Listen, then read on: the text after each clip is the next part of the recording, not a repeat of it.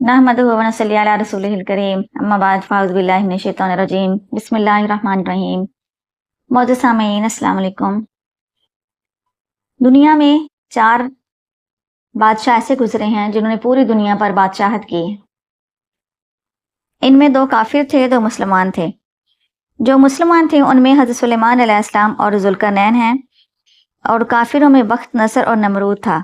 आज मैंने आपको बख्त नसर के बारे में बताना है। बख्त नसर ईसा अलैहिस्सलाम के पैदा होने से 600 साल पहले पैदा हुआ। इसका शहर बाइबल था, जिसको आज बेबलन या बाबिलोनिया कहा जाता है। इसको बख्त नसर इसलिए कहा जाता है कि जब ये पैदा हुआ तो इसके वालिदैन ने इसको बख्त बुत के पास रख दिया। उस वक्त बख्त की बहुत ज़्यादा इबादत की जाती थी। बख्त के पास रख दिया गया, इसलिए इसको बख्त नसर कहा जाता है, और इसका मतलब है नसर का बेटा। तो असल में इसके वालिदैन को कोई नहीं जानता कि इसका बाप कौन था। जब इस बात का बादशाह वक्त को पता चला तो उसने इस बच्चे की खुद कफालत की, और वक्त गुजरने के बाद जैसे ही बादशाह मर गया तो उसका ये पाला हुआ बेटा बादशाह बन गया। बख्त नसर ने अपने दौर में बहुत शानदार महल बनवाया, और इसके महल को देखकर लोग हैरान होते थे कि इतना शानदार और हसीन महल कैसे बनवाया गया। बाबल के बागात दुनिया का 7वां अजूबा है, वो भी इसी बादशाह ने बनवाया था। बख्त नसर ने अपने दौर में बहुत सारी फतूहात की, जिसमें सबसे बढ़कर ये है कि इसने बैतुल मक़दस को फतह किया, बैतुल मक़दस पर कब्जा किया।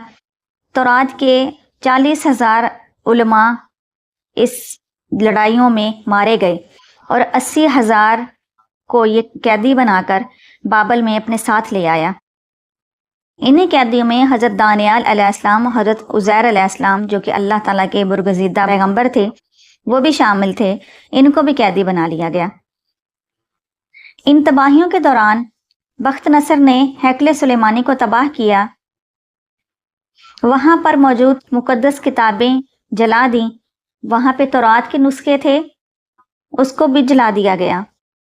हैकले सुलेमानी के तमाम खजानों को उसने लूट लिया, और इन्हीं लड़ाइयों और जंगों में हैकले सुलेमानी में मौजूद ताबूत सकीना गुम हुआ, और आज तक किसी को नहीं पता कि ताबूत सकीना किधर है। हयातुल हयावान में लिखा हुआ है, और हज़रत वहाब बिन मंबा ताबई हैं, जो कि पहले यहूदी थे, वो भी ये बताते हैं कि 7 साल बख्त नसर ने इस तरह गुजारे कि इसकी शक्ल बदल दी गई थी। इसका जिस्म जानवरों जैसा बन गया था, और इसका चेहरा भी मसख कर दिया गया, जिसकी वजह से ये जंगल में जाके रहने लग गया और मवेशियों की तरह घास खाता था।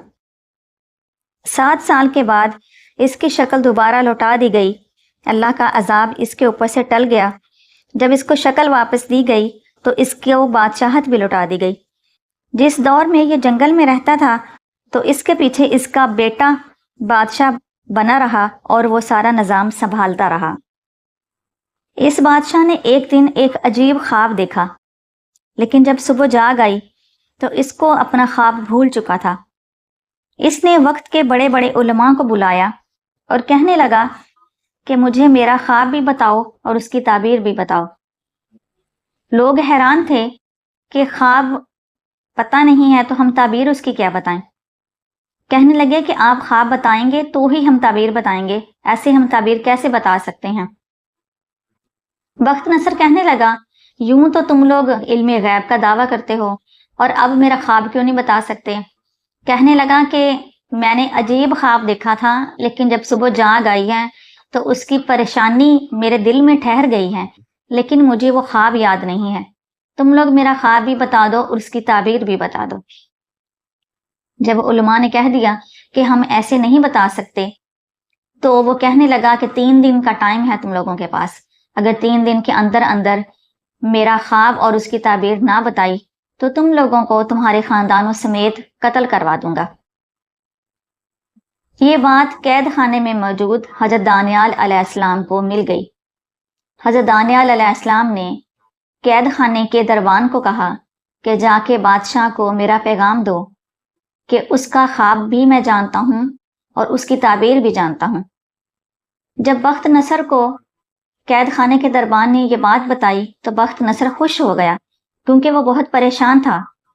اس نے کہا کہ ٹھیک ہے، اس قیدی کو عزت و احترام کے ساتھ میرے دربار میں پیش کیا جائے۔ جب حضرت دانیال علیہ السلام بخت نصر کے پاس پہنچے تو بخت نصر نے ان کو بڑی عزت کے ساتھ اپنے ساتھ تخت پر بٹھایا اور تمام درباریوں کو وہاں سے جانے کا حکم دے دیا۔ اب دربار میں صرف بخت نصر، حضرت دانیال علیہ السلام اور وہ دربان تھا۔ بخت نصر کہنے لگا، میں سب سے پہلے تو آپ سے یہ پوچھوں گا کہ میرے دربار کا یہ اصول ہے کہ جو بھی نیا شخص میرے دربار میں داخل ہوتا ہے سب سے پہلے مجھے سجدہ کرتا ہے، آپ نے مجھے سجدہ کیوں نہیں کیا؟ حضرت دانیال علیہ السلام کہنے لگے کہ اس کی وجہ جو ہے وہ یہ ہے کہ میں نے جان بوجھ کر تمہیں سجدہ نہیں کیا، کیونکہ اگر میں تمہیں سجدہ کرتا تو میرا بھی نقصان تھا اور تمہارا بھی نقصان تھا۔ بخت نصر کہنے لگا، وہ کیسے؟ حضرت دانیال علیہ السلام کہنے لگے کہ وہ نقصان ایسے تھا کہ اگر میں تمہیں سجدہ کرتا تو میرا ایک مالک ہے جس نے مجھے علم عطا کیا ہوا ہے، اس نے مجھ سے ناراض ہو جانا تھا اور میرا علم مجھ سے واپس لے لینا تھا، اور تمہارا نقصان اس طرح ہے کہ اگر مجھے وہ علم ہی یاد نہ رہتا تو تمہیں میں تمہارا خواب اور اس کی تعبیر کیسے بتاتا اور تمہاری بے چینی کیسے ختم ہوتی، اس لیے تمہارا بہت زیادہ نقصان ہو جانا تھا۔ بخت نصر نے حضرت دانیال علیہ السلام کے ہاتھ چومے اور کہنے لگا کہ آپ کی عقل و دانش کو سلام کرتا ہوں۔ اس کے بعد کہنے لگا، آپ مجھے میرا خواب بتائیے۔ حضرت دانیال علیہ السلام کہنے لگے کہ تم نے خواب دیکھا ہے کہ ایک بہت بڑا بت ہے، اتنا بڑا بت ہے کہ جس کا سر آسمان کے ساتھ لگا ہوا ہے اور اس کے پاؤں زمین پر ہیں، اس کا ایک کندھا مشرق میں ہے ایک مغرب میں ہے، اور تم حیران ہو کہ اتنا حسین بت جس نے بنایا ہے اس کا کاریگر کتنا حسین ہوگا۔ اور کہنے لگے کہ اس کا چہرہ سونے کا تھا، اس کا سینہ چاندی کا تھا، بت کا پیٹ پیتل کا تھا، اس کی رانیں تانبے کی اور پنڈلیاں لوہے کی تھیں، اور پاؤں اس کے مٹی کے تھے۔ اس کے بعد اچانک تمہیں حیران ایک اور کام نے کیا، اور وہ یہ تھا کہ آسمان سے ایک پتھر اس بت کے اوپر گرا، اور اتنے بڑے بت کو پتھر کی ایک ہی ضرب نے چکنا چور کر دیا، وہ بت سارے کا سارا ٹوٹ گیا۔ اور پھر اس کے بعد تم اور حیران ہو گئے یہ دیکھ کر کہ جو پتھر آسمان سے گرا تھا وہ پتھر بہت بڑا ہونے لگ گیا، اور دیکھتے ہی دیکھتے پوری کائنات کو اس پتھر نے گھیر لیا۔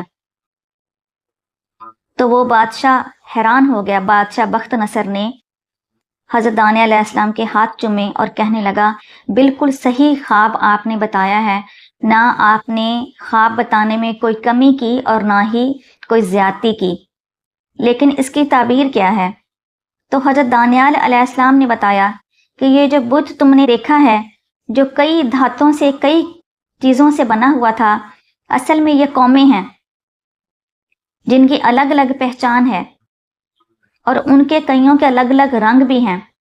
کچھ حبشہ والے ہیں جن کا رنگ بہت کالا ہے جیسے لوہے کا رنگ کالا تھا، اور کچھ ایسے کمزور قومیں ہیں جیسے کہ مٹی ہے، ایسے ہی کمزور قومیں ہیں جو کہ بہت جلدی ٹوٹ جاتی ہیں۔ کچھ قومیں بہت حسین اور بہت اعلیٰ ہیں جیسے سونا بہت قیمتی ہے، تو اس وجہ سے ان کی تشبیہ سونے سے دی گئی۔ اسی طرح کچھ قومیں سونے جیسی قیمتی دھات سے کچھ کمتر ہیں، اس وجہ سے ان کی تشبیہ لوہے، چاندی اور پیتل کے ساتھ دی گئی ہے۔ اور جو پتھر اس بت کے اوپر گرا ہے وہ پتھر ہمارے آخری نبی حضرت محمد صلی اللہ علیہ وآلہ وسلم ہیں۔ حضرت دانیال کہنے لگے، نبی آخر الزمان دنیا میں جب آئیں گے تو ان کو اللہ بہت طاقت عطا فرمائے گا، اور جیسے پتھر کی ضرب سے وہ سارا بت ٹوٹ گیا، سب دھاتیں اور مٹی ایک ہو گئے، اسی طرح جب آخری نبی صلی اللہ علیہ وآلہ وسلم دنیا میں تشریف لے کے آئیں گے تو ساری اونچ نیچ ختم ہو جائے گی اور وہ مساوات کا درس دیں گے۔ اور جو تم نے دیکھا ہے کہ پتھر ساری دنیا میں پھیل گیا، وہ اسی نبی کا دین تھا، اسی نبی کا دین ہے جو کہ مشرق و مغرب تک پھیل جائے گا، اور ہر جگہ پہ حضرت محمد صلی اللہ علیہ وآلہ وسلم کو ماننے والے اور جاننے والے ہوں گے۔ بخت نصر کو حضرت دانیال علیہ السلام کا بتایا ہوا خواب اور تعبیر بہت پسند آیا، اور اس نے کہا کہ آپ کے علم کو سلام ہے، اور میں مان گیا کہ واقعی جو آپ کو علم سکھانے والا ہے وہ خود بہت علم رکھنے والا ہے۔ اور اس نے کہا کہ آج کے بعد آپ میرے مشیر ہیں، اور میرے ملک کا کوئی بھی حکم جب تک آپ اس پر سائن نہیں کریں گے وہ حکم نافذ نہیں ہوگا، اور میرا آج کے بعد ہر مشورہ آپ کے ساتھ ہی ہوگا۔ اس نے دانیال علیہ السلام کو اپنا مشیر بنایا، تو دانیال علیہ السلام نے حضرت عزیر علیہ السلام کے بارے میں بھی کہا کہ وہ بھی میرے ساتھی اور میرے دوست ہیں، تو ان کو بھی بخت نصر نے اپنا مشیر بنایا۔ اور حضرت دانیال علیہ السلام اور حضرت عزیر علیہ السلام کی جو قومیں غلام بنی ہوئی تھیں ان کو بھی انہوں نے آزاد کروا دیا۔ وقت گزرتا رہا، پھر ان کی ایک بخت نصر کی ایک بیوی تھی جس کی ایک بیٹی بھی تھی، یعنی بخت نصر کی وہ ستیلی بیٹی تھی۔ وقت گزرنے کے ساتھ ساتھ جب وہ بہت بوڑھی ہو گئی تو اس کے دل میں آیا کہ کیوں نہ میں بخت نصر کی شادی اپنی اس بیٹی کے ساتھ کر دوں تاکہ بادشاہت کسی اور کے پاس نہ چلی جائے۔ جب یہ بات اس وقت کے نبی حضرت یحییٰ علیہ السلام کے پاس گئی تو حضرت یحییٰ علیہ السلام نے منع فرمایا اور کہا کہ یہ تو جو بیٹی ہے یہ بخت نصر کی سگی بیٹی کی طرح ہے، اس کے ساتھ بخت نصر کا نکاح نہیں ہو سکتا۔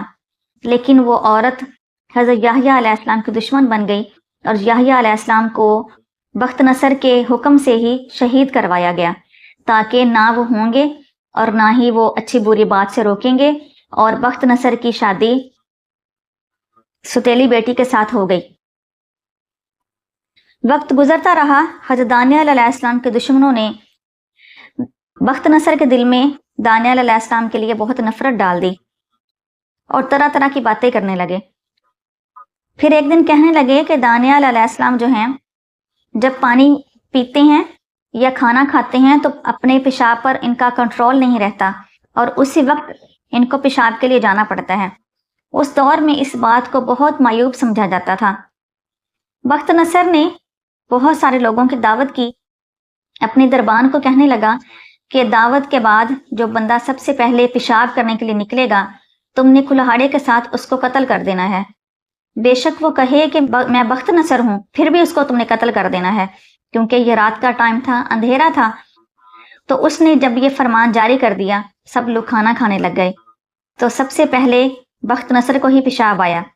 بخت نصر اپنے محل سے باہر نکلا پیشاب وغیرہ کی حاجت کے لیے، تو دربان کہنے لگا کدھر جا رہے ہو؟ تو کہنے لگا پیشاب کے لیے جا رہا ہوں۔ دربان نے کلہاڑے کے ساتھ اس پر وار کیا تو بخت نصر کہنے لگا میں بخت نصر ہوں، مجھے نہ مارو۔ تو اس نے کہا کہ مجھے یہی حکم دیا گیا تھا کہ کوئی اگر تمہیں کہا جائے کہ میں بخت نصر ہوں پھر بھی تم نے مارنا ہے، اور اس طرح کلہاڑے کے ساتھ بخت نصر کو قتل کر دیا گیا، جو کہ پوری دنیا کا بادشاہ تھا، اور اپنے ہی دربان کے ہاتھوں ایسی عجیب موت اس کو آ گئی۔ اللہ تعالی ہم سب کی غلطیوں کو معاف فرمائے۔ وآخر دعوانا ان الحمد للہ رب العالمین۔